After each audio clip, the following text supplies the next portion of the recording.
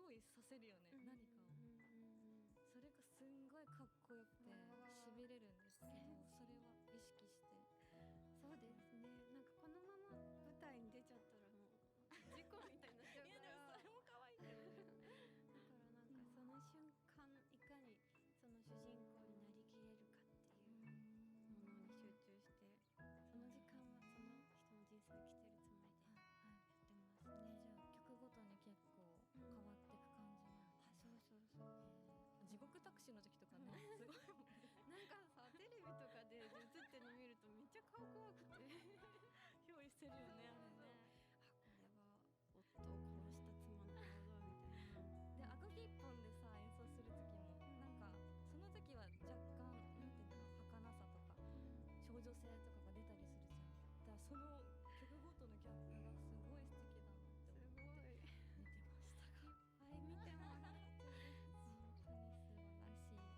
でもライブで結構プリンちゃんも変わるよね。そうだね、変わっちゃうね、やっぱりね。みんなみたいな、ついていきたくなる感じの。でもともとああじゃなかったのよ。そうだったんだ。メジャーデビューの洗礼を受けました。洗礼の結果だったんだ。努力の結果です。私もだから本当に煽るのとか得意じゃなかったから、そうだよね。そうソロの時はそういう感じじゃなかった。全然もうだったから MC とかもソロの時緩かったし、でもなんかもっとポリンがライブを引っ張ってけみたいな感じになってなるほど。周りからもね、引っ張るってなんだろうみたいな感じで、でもいろんなライブを見させてもらって勉強しながら、まあでも経験を積んでようやくやれるようになったみたいな。そうだったんだ。感じだから失敗ばっかだったよ最初。思い出すだけでできそうになりますよね。頑張ってたんだね。かよこちゃんはそのライブと楽曲制作、どっちが好きとか？どっちだろう。でもライブはなんかこうステージに出る前は自分は人前に出る人間ではないって思って生きてるから、なんか出ちゃったみたいな、私何を勘違いして今ステージ立っちゃってんだろうって、なんかシラフみたいに戻っちゃう時にゾッとしたりするのが辛いけど、その主人公になりきれた時にこれは私の天職なんだっていうのがなんかちょっとね、メンタルが激しいけど自分を肯定できる瞬間もあったりして、その時は生きてるし、楽曲制作だったら曲、でもできた瞬間にだけ、そうなんか自分は生きてる、ここにいていいんだって思えるみたいな、許されるかな。悲しいけどそれ以上、コロナじゃん。ライブがなくなった。知ったー。すごい大事にしたライブは開催はそうできたのに、その時めちゃめちゃ惜しくて、先見えないもん。延期延期になったこととかなかったかな。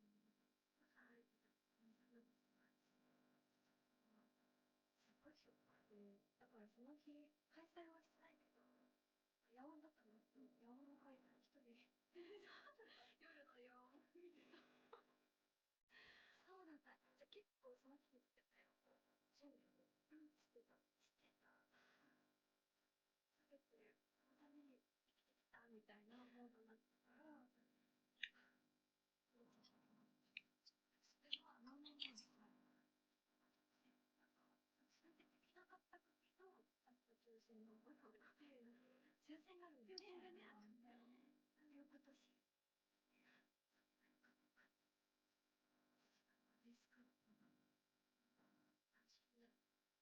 か？難しいね。誰に向けてもらえばいいんだろう。テレビみたい。テレビみたい。やってみて得られたものとか配信最初はちょっと手探り状態だったけど、例えばスタイリストさんとか衣装さんが作ってくれたディティールとかまでこう配信だと見てもらえたりするっていうのとか、最後まで見てもらえたりとか、自分の表情とか仕草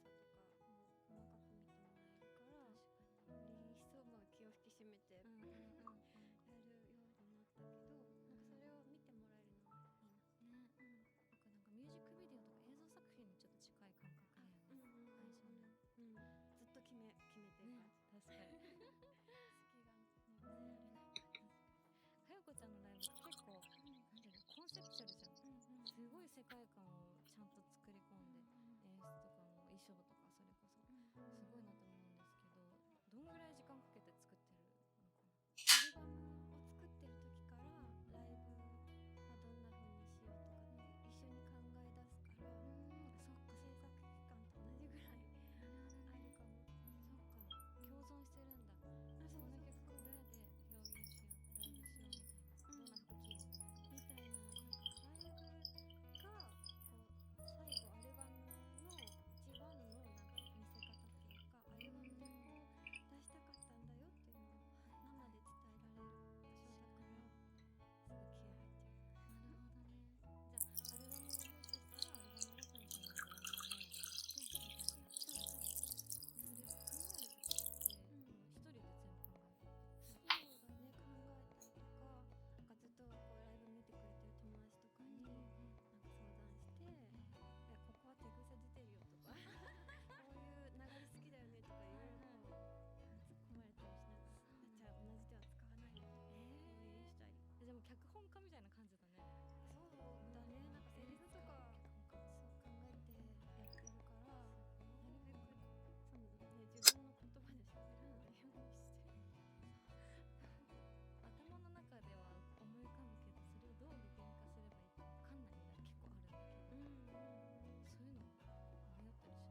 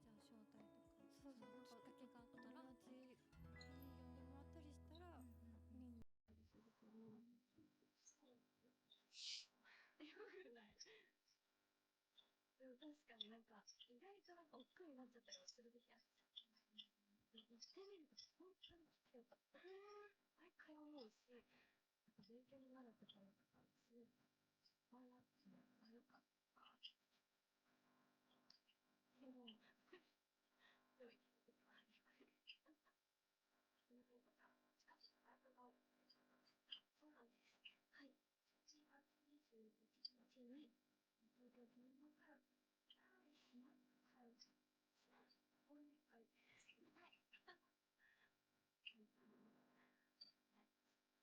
インプットちゃんとうんやってるんだね。ライブってじゃあ結構見に行ったりとかするの？あんまり自分から見に行かないかもしれない。じゃあ招待とかそうそう、なんかきっかけがあったら友達に呼んでもらったりしたら見に行ったりするけど、でも確かになんか意外となんか億劫になっちゃったりもする時ある。してみると本当に来てよかった。毎回思うし、なんか勉強になるところとかすごい前あってよかった。でも、でも生きててもありますね。そういうことか。しかしライブがそうなんです。はい。7月21日に東京ドームからその時の作品はどういう作品？あ、その時に全部台本を書いて、台本の中の台本じゃないの。急に見ちゃった。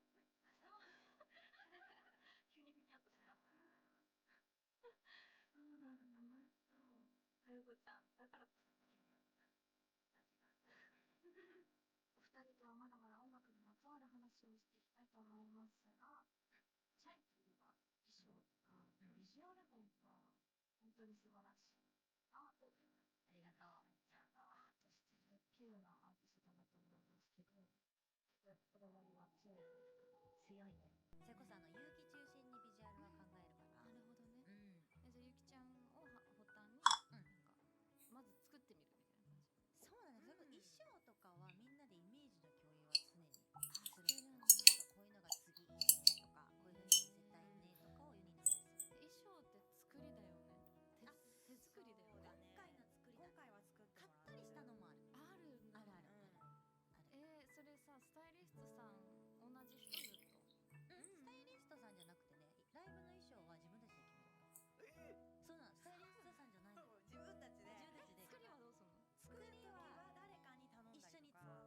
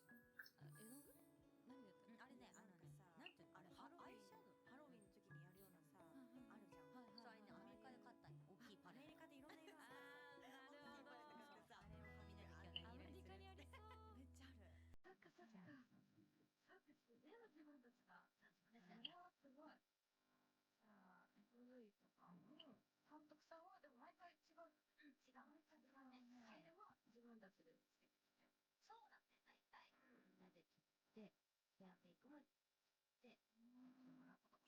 で、自分はそういう部分としてる。そうだね。それね、インスタがね、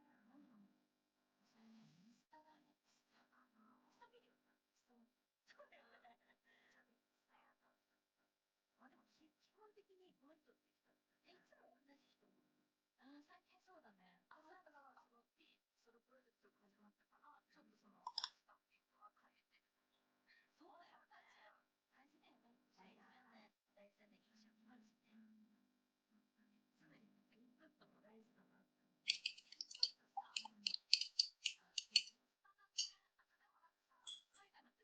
インプットさ、海外のってすごいさ、YouTube とか生配信で見たりする。そうね。最高。あれよね。何やったの？いつも最高だしさ。最高だよね。自分でできないことできてるけど、自分でやるとすごい効果な。めっちゃそう。最高だよ。ロージェキャットとかすごいよね。確かにそういう人たち普段もね、普段すごいよね。すごい。ねえ、大感じだから。いやー、私もちょっと、ね、勉強して、いろいろ海外に行きたい。海外一緒に行きたいね。行きたい。ライブね。頑張ります。頑張りましょう。頑張りましょう。はい、ね、1月18日、日本限定日記。日本限定なんだ。そう、そう、そう、じゃじゃーんの。はい、ジャケもね、印象的ですね。そう、そうだ。